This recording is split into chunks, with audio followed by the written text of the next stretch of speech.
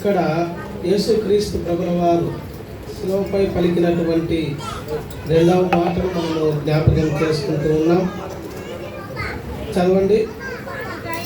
అందుకాయన వానితో, నేడు నీవు నాతో కూడా పరదేశులో ఉండువని నిశ్చయముగా నీతో చెప్పుచున్నాను నేను.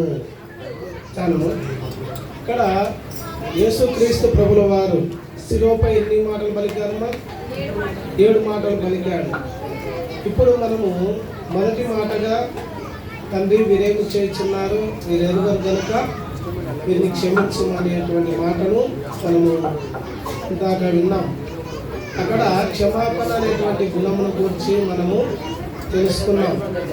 అంటే మనం ఇతరుల యొక్క తప్పులను మనం క్షమించినప్పుడు దేవుడు మన తప్పులను కూడా క్షమిస్తాడు. అంటే మన జీవిత పర్యాంతం వరకు, మనం మరణించేంత వరకు కూడా మనము క్షమాపణ అనేటువంటి గుణాన్ని కలిగి జీవించాలని యేసు ప్రభుల వారు ఆ శిలువపై తన మొదటి మాట ద్వారా మనకు తెలియపరుస్తూ ఉన్నాడు. ఇక్కడ రెండవ మాటగా మనం చూసినప్పుడు ఆ యొక్క దొంగతో యేసు ప్రభుల వారు చెప్పినటువంటి మాట, నేడు నీవు నాతో కూడా పరదేశిలో ఉండువని నిశ్చయముగా నీతో చెప్పుచున్నాను నేను. అంటే ఇక్కడ యేసుక్రీస్తు ప్రభుల వారిని 2 దొంగల మధ్య సిలువ వేసినట్టుగా మనం చూస్తూ ఉన్నాం. 2 దొంగలు. ఈ 2 దొంగల యొక్క స్వభావాన్ని మనం గమనించినప్పుడు ఇద్దరికి కూడా విరుద్ధ స్వభావం. అంటే ఒకరికి ఒక గుణం ఉంది, ఇంకొకరికి ఒక గుణం ఉంది. ఒక దొంగకైతే ఏమంటున్నాడు, శ్రమ వచ్చినప్పుడు యేసు ప్రభుల వారిని దూషిస్తూ ఉన్నాడు. రెండవ దొంగ అయితే ఏమంటున్నాడు, తన తప్పును తాను తెలుసుకుంటూ ఉన్నాడు. నేను పాపం చేశాను కదా, నేను తప్పు చేశాను కదా, ఈ శిక్ష నాకు సరైనదే అని తన తప్పును తాను తెలుసుకున్నాడు. అయితే మనము కూడా ఆ 2 దొంగలలో 2 దొంగల లాంటి వారంగానే మనం కూడా ఉన్నాం. మొదటి దొంగ ఏమంటున్నాడు, దేవుని దూషిస్తూ ఉన్నాడు శ్రమ వచ్చినప్పుడు. మనం కూడా అంతే కదా, మన జీవితంలో కష్టాలు కానీ సమస్యలు కానీ వచ్చినప్పుడు మనం ఏమంటాం, దేవుడు ఉంటే నాకు ఈ సమస్య వచ్చేది కాదు. అసలు దేవుడు ఉన్నాడా? దేవుడు ఉంటే నాకు ఈ సమస్య వస్తుందా, ఈ కష్టం వస్తుందా? నేనేమో ప్రార్థన చేస్తున్నా కదా, కానీ దేవుడు నాకు ప్రతిఫలం ఇవ్వడం లేదు, జవాబు ఇవ్వడం లేదని దేవుణ్ణి దూషిస్తూ ఉంటాం. ఇంకా కొంతమంది ఏం చేస్తూ ఉంటారు, నేను ప్రార్థన చేస్తున్నాను, దేవుడు తప్పకుండా నాకు జవాబు ఇస్తాడు. ఆ జవాబు కూడా ఆలస్యంగానైనా రావచ్చు. ఆలస్యానికి మనం ఏమనుకోవాలా, నాలో ఏమైనా ఇంకా తప్పు ఏమైనా ఉందేమో, నాలో అపవిత్రత ఏమైనా ఉందేమో అని తన తప్పులను తెలుసుకొని మనం ఏం చేయాలా, ఒప్పుకోవాలి. దేవా, నాలో ఇంకా అపవిత్రత ఏదైతే ఉందో దాన్ని తెలుసుకొని దాన్ని ఒప్పుకొని విడిచిపెడుతూ ఉన్నానని ఎప్పుడైతే నువ్వు అనగలిగితే అలాంటి వారినే దేవుడు ఇష్టపడతాడు. అంటే ఎవరైతే తన తప్పులను తాను తెలుసుకొని వాటిని విడిచిపెడతారో అలాంటి వారిని దేవుడు ఎన్నుకునేటువంటి దేవుడుగా ఉన్నాడు, ఇష్టపడేటువంటి దేవుడుగా ఉన్నాడు. ఇక్కడ కూడా మనం గమనించినప్పుడు 2 దొంగలు. ఒక దొంగ అయితే యేసు ప్రభుల వారిని దూషిస్తూ ఉన్నాడు. ఏమంటున్నాడు, నువ్వు క్రీస్తువు కదా, నువ్వు క్రీస్తువు కదా, నిన్ను నువ్వు రక్షించుకో, మమ్మల్ని కూడా రక్షించు. అంటే అతని యొక్క ఉద్దేశంలో ఏమని అర్థము, నువ్వు దేవుని కుమారుడు కదా, నీకు చేతనైతాది కదా, నిన్ను నువ్వు రక్షించుకొని మమ్మల్ని కూడా రక్షించు అంటున్నాడు. అంటే లెక్కలేనితనం, తాను చేసిన తప్పుకు తగిన శిక్ష అనుభవిస్తున్నాను అని అతను ఒప్పుకోవడం లేదు. ఆ నేరం ఎవరి మీద మోపుతా ఉన్నాడు, యేసు ప్రభుల వారి మీద మోపుతా ఉన్నాడు. నువ్వు కూడా తప్పు చేసినావు, మాతో పాటు శిక్ష అనుభవిస్తూ ఉన్నావు. ఆయన ఏమైనా తప్పు చేశాడమ్మా? ఏ నేరమైనా చేశాడా? ఎవరైనా నిరూపించినారో ఆయన పాపం చేశాడని? ఎవరు కూడా నిరూపించలేకపోయారు. ఎందుకు ఆయన శిలువకు అప్పగించారు అని మనం గమనించినప్పుడు ఆత్మ సంబంధంగా మనం గమనిస్తే లేఖనానుసారము ఆయన అప్పగించబడ్డాడు. కానీ బాహ్య కారణాలు మనం గమనించినప్పుడు 3 కారణాలు ఉన్నాయి. యేసుక్రీస్తు ప్రభుల వారిని సిలువకు అప్పగించడానికి 3 కారణాల చేత వాళ్ళు అప్పగించారు. మొదటి కారణం వచ్చేసి విశ్రాంతి దినాన్ని మీరడం. అంటే విశ్రాంతి దినంలో ఏ పని చేయకూడదు. అది వాళ్ళ యొక్క ధర్మశాస్త్ర మోషే ధర్మశాస్త్రం ప్రకారం ఆజ్ఞ అన్నమాట. విశ్రాంతి దినాన్ని ఆచరించాలి. కానీ యేసు ప్రభువు వారు ఏం చేశాడు? విశ్రాంతి దినంలో స్వస్థత కార్యాలు చేశాడు, పాపులను రక్షించాడు, ఆ యొక్క రోగగ్రస్తులను స్వస్థత అనుగ్రహించాడు. అది ఒక మొదటి కారణం. రెండవ కారణం వచ్చేసి తనను తాను దేవదూషణ చేశాడు అని వాళ్ళు నేరం మోపారు. దేవదూషణ అంటే తనను తాను దేవుని కుమారుడుగా యేసు ప్రభువు వారు చెప్పుకున్నాడు అని వాళ్ళు, నువ్వు దేవుడు అనుకుంటున్నావు కదా అని దేవదూషణ చేస్తూ ఉన్నావు, కాబట్టి నువ్వు మరణానికి పాత్రుడవు. అది రెండవ కారణం. మూడవ కారణం వచ్చేసి యేసు ప్రభుల వారు ఏమన్నాడు? యెరూషలేమును నేను పడగొట్టి 3 దినాల్లో కడతాను అన్నాడు. అంటే యేసు ప్రభుల వారు శరీర సంబంధమైనటువంటి ఆ యెరూషలేము దేవాలయం గురించి చెప్పలేదు. అక్కడ ఆత్మ సంబంధమైనటువంటి మనకు దేహమే దేవాలయం. ఈ దేహం అనేటువంటి దేవాలయాన్ని పడగొట్టి 3 దినాల్లో లేపుతానంటే ఆయన యొక్క పునరుత్థానం గురించి ఆయన అక్కడ వివరించాడు. కానీ అది వాళ్ళు తెలుసుకోలేదు. ఈ దేవాలయం పడగొట్టి 3 రోజుల్లో లేపుతాడా? మేము ఎన్నో సంవత్సరాలు కష్టపడి ఈ దేవాలయాన్ని కట్టుకుంటే నువ్వు ఇప్పుడు వచ్చి 3 రోజుల్లో పడగొట్టి నువ్వు మళ్ళా లేపుతావా, దాన్ని నిలబెడతావా అని ఆ యొక్క యూదులు, యూద మత ప్రవిష్టులు, శాస్త్రులు, పరిచయులు వీరందరూ కలిసి కూడా ఈ 3 కారణాల చేత ఖచ్చితంగా యేసు ప్రభుల వారిని సిలువకు అప్పగించాలా, ఆయనను చంపాలా అన్నటువంటి ఉద్రేకము పూరితమైనటువంటి ద్వేషాన్ని కలిగి ఉన్నట్టుగా మనం చూస్తూ ఉన్నాం. ఇక్కడనే మనము ఈ సిలువ వేయబడినటువంటి ఈ దొంగలలో ఒకడు ఏమంటున్నాడు? క్రీస్తును దూషిస్తూ ఉంటున్నాడు. నువ్వు క్రీస్తువు కదా, నిన్ను నువ్వు రక్షించుకొని మమ్మల్ని కూడా రక్షించు అంటూ ఉన్నాడు. కానీ రెండవ దొంగ అయితే ఏమంటున్నాడు? నువ్వు ఏం మాట్లాడుతున్నావు? మనకి శిక్ష సరైనదే, మన ఇద్దరం కూడా పాపాలు చేశాం, తప్పులు చేశాం, మన పాపాలకు తగిన శిక్ష మనం అనుభవిస్తూ ఉన్నాం, ఇది మనకు సరైనదే. కానీ యేసు ప్రభుల వారు ఏ పాపము చేయలేదు. ఆయన నిజంగా దేవుని కుమారుడు, లోక రక్షకుడు అని ఆయన రెండవ దొంగ ఆయన యందు విశ్వాసం ఉంచినట్టుగా మనం చూస్తూ ఉన్నాం. విశ్వాసం అంటే ఏమిటి? అర్థం ఏమిటి విశ్వాసం అంటే? ఏమని చెప్పండి. విశ్వాసం అంటే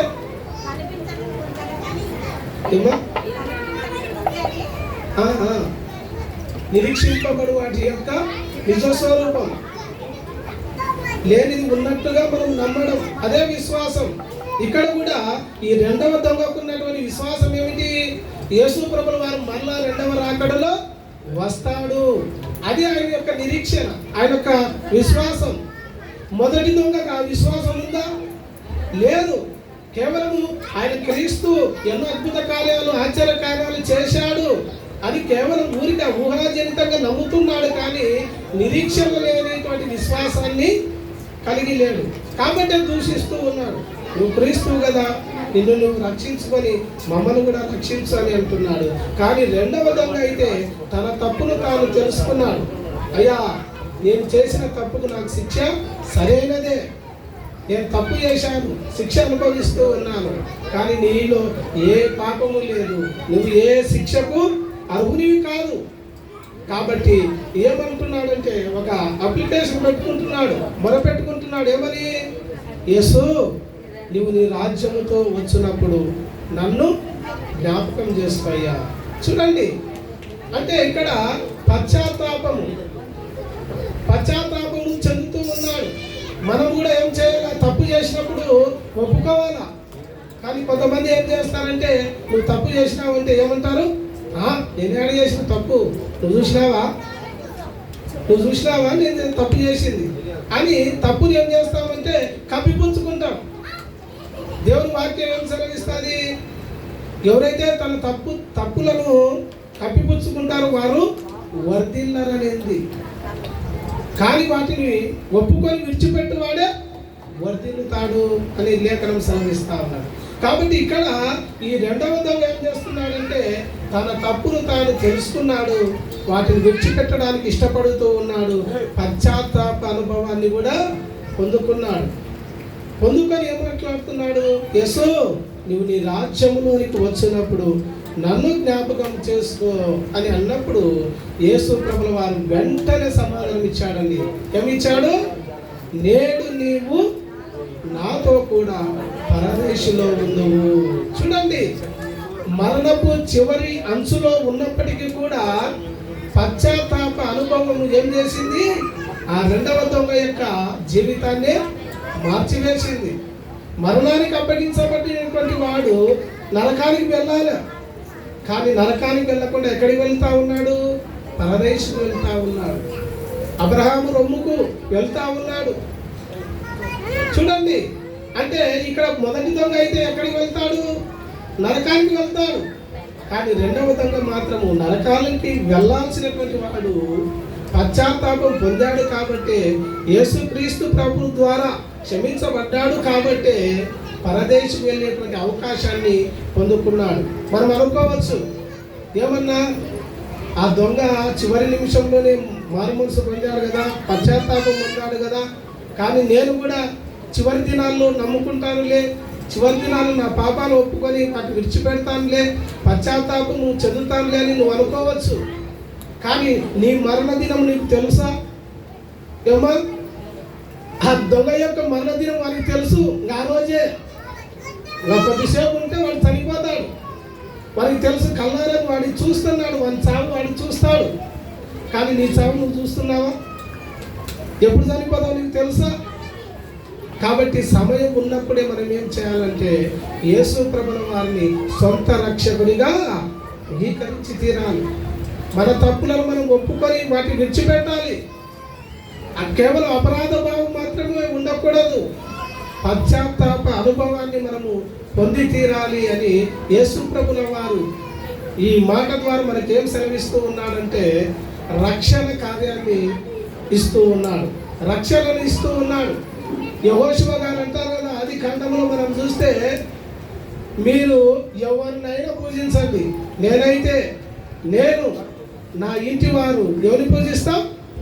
యెహోవానే పూజిస్తాం. మీరు ఎవరినైనా పూజించుకోండి, మీరు బయలుదేవతనైనా పూజించుకోండి, విగ్రహాలు ఏ విగ్రహాన్నైనా పెట్టుకొని పూజలు చేసుకోండి, కానీ నేను నా ఇంటి వారును యెహోవానే సేవిస్తామంటున్నాడు. చూడండి, అలాంటి నిశ్చయత మనకు అవసరం. మన నిశ్చయత ఏమిటి? యేసు ప్రభు యొక్క రక్తము ద్వారా మనకు రక్షణ వచ్చి ఉన్నది. మనందరి పాపాలు యేసు ప్రభు యొక్క రక్తంలో కడగబడి ఉన్నాయి. కాబట్టి మనకు రక్షణ, నిశ్చయత, నిరీక్షణ, రక్షణ ఉన్నదని నిరీక్షణ కలిగి మనం జీవించే వారముగా ఉండాలి. ఇక్కడ రెండవ దొంగకు కూడా రక్షణ వచ్చి ఉన్నది. ఆ జక్కయ్య కూడా ఏమంటున్నాడు? జక్కయ్యను చూసి యేసు ప్రభువు వారు ఏమన్నాడు? ఇతను కూడా అబ్రహాము కుమారుడే, నేడు ఇంటికి రక్షణ వచ్చి ఉన్నది. ఎట్లా వచ్చింది రక్షణ? ఎట్లా వచ్చిందమ్మా? ఊరికనే ఇచ్చాడా రక్షణ? ఆ జక్కయ్య మార్పు చెందాడు, మనసు మార్చుకున్నాడు, తన తప్పును తాను తెలుసుకున్నాడు.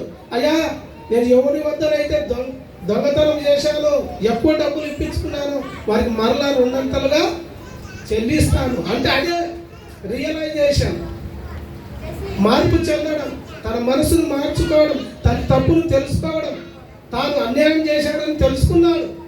ఇది కరెక్ట్ కాదు, నేను చేసింది తప్పే, నేను చేసింది పాపమే, కాబట్టి ఆ పాపానికి తగిన శిక్ష నాకు వస్తాను, కాబట్టి నేనేం చేస్తాను? తగ్గించుకుంటా.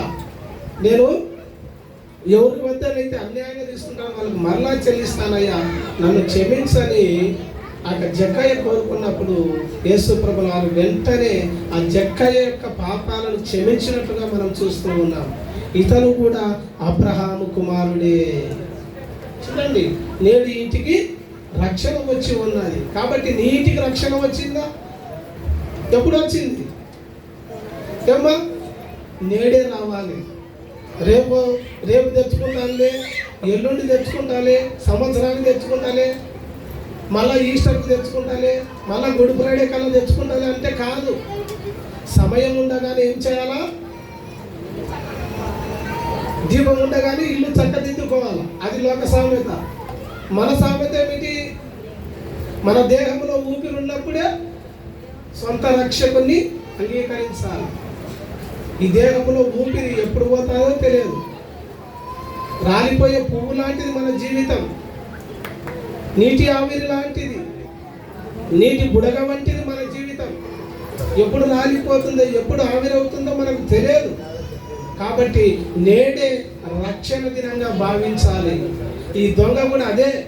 నేడు ఈ రోజు నేను చనిపోతా, కానీ నాకు రక్షణ కావాలి. ఆ రక్షణ నా యేసులోనే ఉంది, ఆ దేవుని కుమారులోనే ఉందని ఆయన తెలుసుకున్నాడు అన్నమాట. విశ్వాసం, నమ్మకం, యేసులోనే రక్షణ ఉందన్నటువంటి నమ్మకాన్ని కలిగి రెండవ దొంగ ఏం కోరుకున్నాడు? యేసు, నువ్వు నీ రాజ్యంతో తప్పకుండా వస్తావయ్యా. నీ రాజ్యంలోనికి వచ్చినప్పుడు నన్ను జ్ఞాపకం చేసుకో అని మొరపెట్టుకున్నప్పుడు యేసు ప్రభుల వారు వెంటనే ఆ దొంగకి ఏమిచ్చాడు? రక్షణను అనుగ్రహించినట్టుగా మనం చూస్తూ ఉన్నాం. ఈ రెండవ మాట దేన్ని సూచిస్తుంది అంటే రక్షణను సూచిస్తుంది. యేసు ప్రభుల వారు వచ్చినటువంటి ఈ లోకానికి ఎందుకు వచ్చాడు? ఆ పనిని చూపిస్తుంది. రక్షణను ఇవ్వడానికే, పాపులను వారి యొక్క పాపం నుండి విడిపించడానికి, వారిని రక్షించడానికే యేసు ప్రభుల వారు ఈ లోకానికి వచ్చారు. ఆ రక్షణ కార్యముల గురించి వివరించడమే ఈ రెండవ మాట యొక్క ఉద్దేశం. కాబట్టి నీవు నేను కూడా రక్షణ పొందాలా. ఎప్పుడు? నేడే రక్షణ పొందాలా. ఈ దొంగ మరణపు చివరి అంచులో ఉన్నప్పుడు కూడా పశ్చాత్తాపం పొందాడు కాబట్టి తన జీవితాన్ని మార్చుకున్నాడు. కాబట్టి మనం కూడా పాపం చేసిన వాళ్ళనే. మీరు అనొచ్చు, నువ్వేం పాపం చేయలేదా అట్లా చెప్తున్నావు అనొచ్చు. నేను కూడా చేసిన, నేను పాపాత్మునే, మీకంటే ఎక్కువ పాపం చేసిన వాడనే. కానీ నేను ఒప్పుకుంటున్నాను, నేను పాపిని అని ఒప్పుకుంటున్నాను. అపోస్తలుడైన పౌలు కూడా ఏమంటున్నాడు? నేను పాపులలో ప్రధాన పాపిని. ప్రధాన అంటే ముఖ్యమైన వాడని, మొదటి వాడని. నేను చిన్నోని అనలే, మొదటిలో పాపం చేసిన వాడిలో మొదట నేనే ఉంటా అంటున్నాడు. అంటే అలాంటి ధైర్యం కావాలా, ఒప్పుకోవాలా. మనం పాపం చేశాం కాబట్టి మనం ఏం చేయాలా? ఒప్పుకొని వాటిని విడిచిపెట్టాలా. ఇదే రక్షణ. యేసుక్రీస్తు ప్రభుల వారి యందు విశ్వాసం ఉంచాలా. ప్రభువైన యేసుక్రీస్తునందు విశ్వాసం ఉంచుము, అప్పుడు నీవును నీ ఇంటి వారును రక్షింపబడతారు.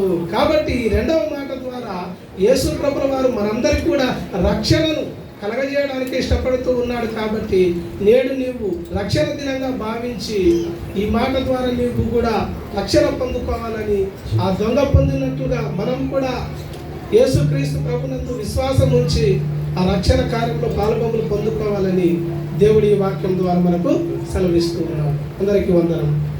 రెండో మాట చాలా చక్కగా వివరించిన యాకోబుకి వందనాలు. పిల్లలు అల్లరి చేస్తున్నారు, అల్లరి చేయకూడదు. అల్లరి చేసినట్టుగా వాళ్ళకి జ్యూస్ క్యాన్సిల్ అవుతుంది. మీ అందరూ కూడా చేతులు పట్టుకోండి, అందరూ చేతులు పట్టుకోండి, చేతులు రోడ్డు మీద వేసుకోండి, రోడ్డు మీద వేసుకోవాలా, రోడ్డు మీద వేసుకుని వాళ్ళకి జ్యూస్